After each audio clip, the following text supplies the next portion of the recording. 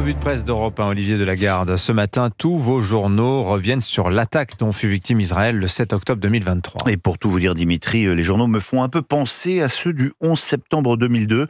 Lors du premier anniversaire des attentats du World Trade Center, la couverture éditoriale est effectivement énorme ce matin, des pages et des pages, et une photo finalement qui résume bien l'émotion de ce jour si particulier.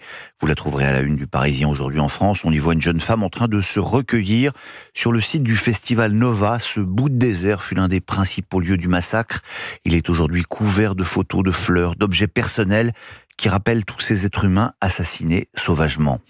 Un an après le pire massacre de civils de l'histoire d'Israël, le processus mémoriel est donc en cours, raconte Cécile Lemoine, la correspondante de La Croix à Jérusalem.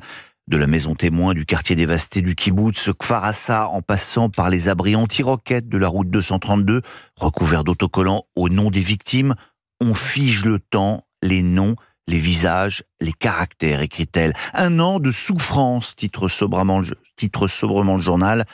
Souffrance étant évidemment écrit au pluriel, parce que dans tous les journaux, vous lirez aussi le récit de la vengeance de l'État hébreu, le calvaire de Gaza, la guerre au Sud-Liban, et puis évidemment ses conséquences en France, où le conflit s'est propagé jusqu'à notre vie politique. Avec la France insoumise, l'antisémitisme siège désormais à l'Assemblée nationale, rappelle Yves Tréhard à la une du Figaro. L'exécration d'Israël et de son peuple est même au cœur de la rhétorique de ce parti. Au pays du capitaine Dreyfus, on arrache les photos des otages des islamistes. La défaite de la raison est totale. Le commerce électoral d'une partie de la gauche bat son plein. Et que dire de l'attitude de l'Élysée? Poursuit-il, Macron veut à présent arrêter les livraisons d'armes à Israël. Alors sur le sujet, la presse oscille entre franche hostilité et totale incompréhension. Et chacun en tout cas de s'interroger sur ce très curieux sens du timing d'un président qui semble avoir perdu la main, même en matière de diplomatie. Et son rétropédalage n'y fait rien, rappelle Jean-Dominique Merchet de l'Opinion. Comme le fait remarquer l'ancien ambassadeur Gérard Haraud, en politique étrangère, dire tout et l'inverse, ce n'est pas l'équilibre, c'est l'incohérence. Autre sujet à la une ce matin, les économies que doit faire la France pour revenir dans les clous. Oui, économie qu'on croyait, mais on découvre ce matin dans l'Opinion que, malgré les efforts officiellement affichés, eh bien les dépenses publiques vont progresser de 2,1% l'année prochaine. Eh oui. C'est-à-dire plus que l'inflation. Bref, les économies attendront qu'on prenne qui pourra. Et puis vous connaissez le mantra des Échos, Dimitri. Je sais pas, gagner de l'argent Eh bien désormais, c'est fête des enfants. Ouais. En tout cas, le titre de la chronique de Pascal Perry, l'économiste qui rappelle qu'un bébé est à la fois un capital matériel et immatériel. Une société qui a perdu le goût de la natalité et de la jeunesse, écrit-il, est vouée à perdre son identité. Une fois cela dit, vous vous êtes parfois demandé ce qui vous était passé par la tête le jour où vous êtes tombé amoureux et cette autre nuit où justement vous l'avez fait ce bébé. Eh bien ne cherchez plus. Lisez ce papier passionnant, toujours dans les Échos, signé Yann Verdeau.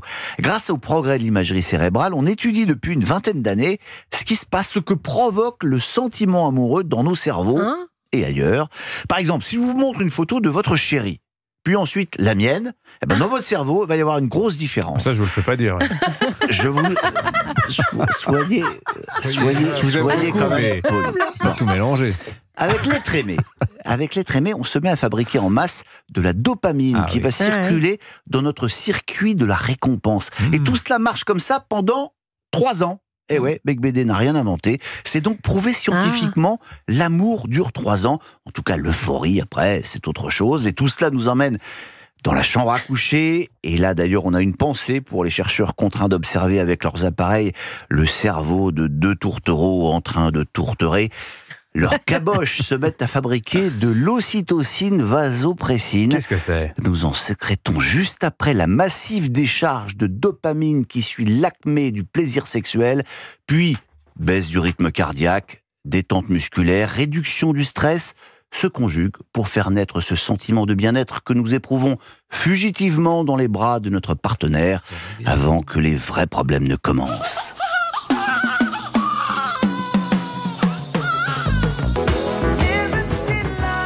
Les problèmes. Mais vous voyez, vous vous plaignez. Vous reconnaissez cet album quand même? Bien sûr, Stevie Wonder. Évidemment. Vous savez quoi? C'est le premier album que je me suis acheté. C'est vrai. En 1976. Combien vous l'aviez acheté à l'époque? Combien j'avais acheté? 35 000 francs, c'était l'ancien franc à l'époque. C'était en écu, c'était en 50, mais un chef-d'œuvre. 50 francs, ça coûtait un chef-d'œuvre. Ah Et oui. c'est les vrais gazouillis de sa fille, qu'on entend au début de cette chanson. Ça coûtait 50 francs, un 33 tours. Et le 45 tours coûtait 10 francs. Et là, c'était un double album et Double demi. album. Il y avait 2 disques et il y avait un petit disque en plus. Bon. Ouais. Bah écoutez, c'est passionnant. Vous nous le ramènerez si vous l'avez encore, Olivier Delagarde, Bah ces non, disques. comme une andouille, j'ai tout balancé avec les CD. On nous a expliqué Ah bah que de toute façon. L'amour de Stevie Wonder durait 3 ans également. C'est dommage parce triste. qu'on l'aurait mis dans un musée pour plus tard. Ah oui, voilà. Et si ça se trouve, il vaut une fortune, ce disque que vous avez bazardé comme ça. D'autant qu'il a été Jeté détenu sur par l'autel Olivier du Progrès. Delagarde. Ah ouais, c'est vrai. Vous avez fini de vous demander. Déjà que vous m'avez dit que vous ne meniez pas.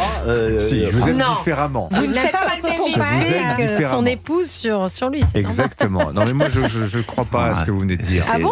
Non, je pense que l'amour ça se renouvelle. Ouais. Ça Et se il faut renouvelle. toujours croire ce qui est marqué dans le journal, Dimitri. Surtout dans le monde. Bon, c'était un plaisir Olivier. Merci pour votre revue de presse.